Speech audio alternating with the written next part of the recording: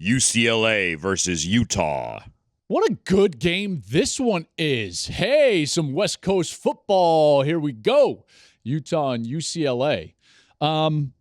Utah's favored by 3.5 on the road. I'm a bit nervous for Utah in this game. The reason being, I think that this is a look-ahead game. I think it's so easy to get caught up in the USC hype out here on the West Coast and think about what they're going to need to do to face USC coming up next week. As it is now, Utah's playing incredibly good football since they lost to Florida. And remember, they were inside the 10 with goal-to-go situations 3 times and came away with 3 points. They should be undefeated. They outplayed the Gators, and they didn't. But that's still not just your run-of-the-mill 4-1 team. This is a team that should be 5-0 right now, and in the 4 games since that loss to Florida, they have beaten their opponent by an average of 35. So Utah's playing great right now. They're good on offense with Cam Rising. They're always good on defense. They're a tough physical team. And generally what happens in the Pac-12 is that tough physical brand of football wins out because the other teams cannot match that brand of football. But wait, UCLA might even be tougher in that brand of football. You know why I'm nervous for Utah? It's not just a look-ahead game. They're facing a team that's incredibly tough at the line of scrimmage. They don't normally see that.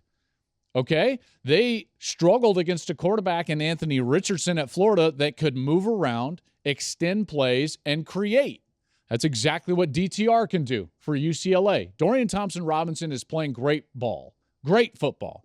They got a back in Zach Charbonnet that makes them powerful, and they have the ability to own the game on the ground.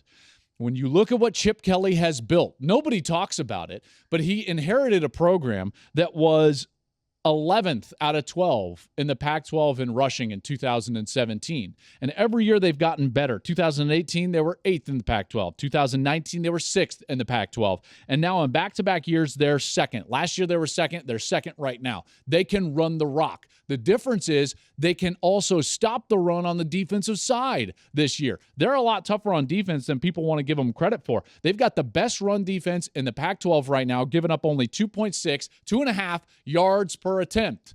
So, folks, I'm nervous for Utah. It's a look-ahead game. They're facing a team that can stand up to them from a physical standpoint. I'm going to take UCLA and the points at 3.5. Next up, Washington State versus USC. Okay, well, I just told you it was a look-ahead for Utah. I think it's a huge look-ahead for USC because in their mind, they're thinking to themselves, hey, man, it's Washington State, right? Like our big test is ahead of us. It's the Utes. It's the defending Pac-12 champions. But hold on, that Washington State team, they're feisty. They are feisty. Let's not forget that this is a Washington State team that's still 4-1. And in the one loss that they had against a more talented Oregon team, they held a 12-point lead with 4 minutes to go in the fourth quarter. They likely should have won that game. That was a wild ending in which Dan Lanning and his Ducks ended up getting the win. But this is a game that they could absolutely win, even on the road. I know that they haven't had a lot of success at USC, and not many teams have, by the way, over the course of history in the Pac-12. But they could absolutely win this game. And it comes down to one thing. Turnovers. I know a lot of games come down to turnovers, but in particular with USC, it comes down to turnovers. And the reason is that their defense cannot stop anybody unless they get the turnovers. So Cam Ward, I'm looking at you. Cameron Ward is a really good player, by the way. Okay, he's the quarterback for Washington State. I really like his game. This is a team that's gone on the road, and they've beaten Wisconsin this year. But this is a guy that has 7 interceptions. That's 120th in college football right now. And he's facing a defense in USC that has intercepted more passes than anybody else in the country. That's the only way that they can stop you on defense. They're not going to stop you if you possess the ball. If you don't turn it over, USC is in trouble. Okay, so I think that this one is closer than the 13.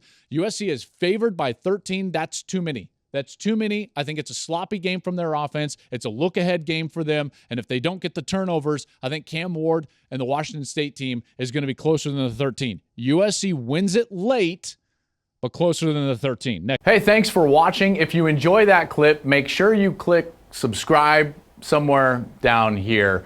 From game highlights to exclusive interviews and rankings, we've got everything you need as a college football fan right here. College football on Fox.